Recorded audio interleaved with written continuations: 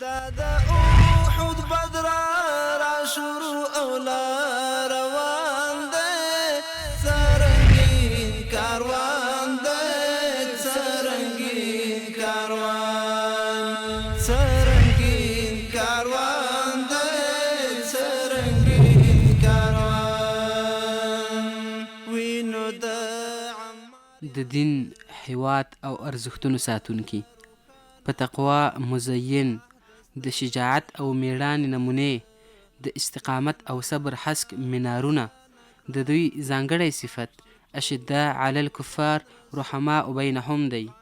زموږ مجاهد ځواکونه د الله تعالی د لارې هغه سپاهیان دي چې ترمنځ یې د نړۍ تر ټولو خوږه اړیکه قیمه ده. ټول د هماغه یوه سنګر اتلان دي.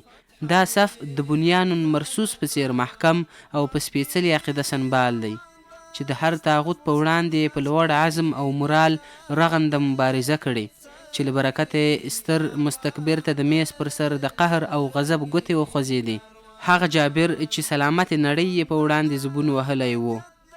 تعهد او ژمنتیا یوازې د دې صف د نظامي مجاهدینو ویاړ او صفت نه دی، بلکې په سیاسي او فرهنګي میدانونو کې هم مثالونه لرو. مذاکراتي ټیم چې په دوحه کې له کلونو مذاکراتو وروسته بیا هم له خپل دریځ او موقف څخه دفاع کوله، هغوی د دې صف د سیاسي ډګر متحد ځواکونه دي. په دې صف کې د استشهاد فکر د دغه جریان د مجاهدینو د کمال، وفا او تعهد لپاره کافي دلیل دی. تان پاتون دی ای ملګرو څومره خوب په نظر یې د دښمن ماڼۍ لرزېږي.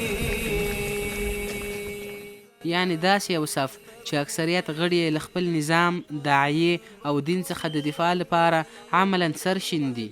نو موږ هم هغه قوم یو، کوم قوم چې په سکروټو څملېدل او په خپلو وینو او غوښو یې سکروټې سړولې. نو موږ هم هغه قوم یو، کوم قوم چې په سکروټو څملېدل او په خپلو وینو او غوښو یې سکروټې سړولې. موږ به د خپل رب سره خپله وعده رښتینې کوو، هغه وعده چې موږ ته خپل رب فرمایي چې تاسو اشداء علی الکفار رحماء بینهم جوړ شئ. موږ استشهادیان به ستاسو په خلاف باندې ځانونه وسرو اورو ته ورغورځوو او خپل د قرآن او د دین حفاظت به کوو.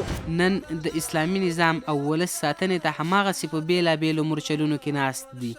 د همدوی سرښندنې وي چې اشغال مات او نن بیا د خپل اخلاص او ژمنتیا له وجې ملت ته امنیت راوستی. دوی د اسلامي سرحداتو دفاع، د حاکم اسلامي نظام پایښت او د خپل کړېدلي او دردمن ولس په خوله مسکا راوستل د ځان مسؤلیت بولي. په 14مه صدۍ کې پیغمبري سنت رحماء بینهم خصلت خپلول او اشداء علی الکفار عادت جوړول، د احزاب له غزا وروسته د مؤمنو پرګنو خدمت کول، د اسلامي خاورې د ازادۍ فکرونه کول، یوازې همدا متحد ځواکونه کولی شي او کولی شي زخمونو ته ملحم واوسي. زموږ متحد ځواکونه د نوي نسل لپاره د عقیدې، روحیې او نظریې په بنیاد پر نبوي سنت جوړ منهج دی چې رجوع به ورته کیږي. راتلونکی نسل ترې الهام اخلي او په قدمو به قدم ږدي. په همدې اساس له خپلو ځواکونو څخه د ملاتړ په پار زموږ هیوادوالو د متحد ځواکونو تر عنوان لاندې هشتاګ ټاکلی. ورزو نظرونه یې تاسو سره شریکوو.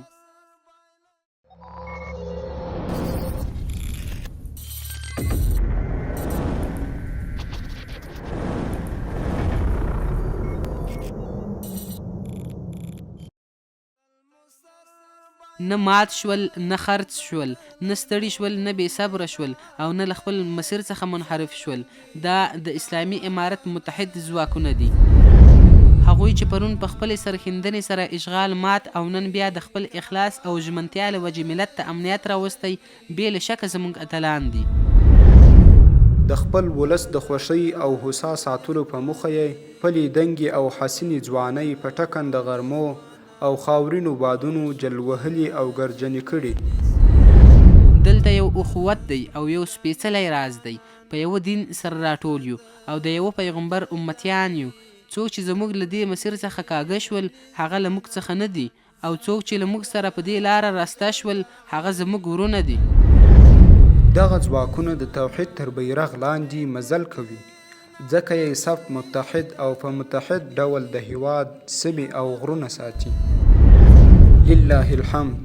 اوس موږ د یو قوي اردو لرونکي او د یو محکم ځواک څښتنان یو.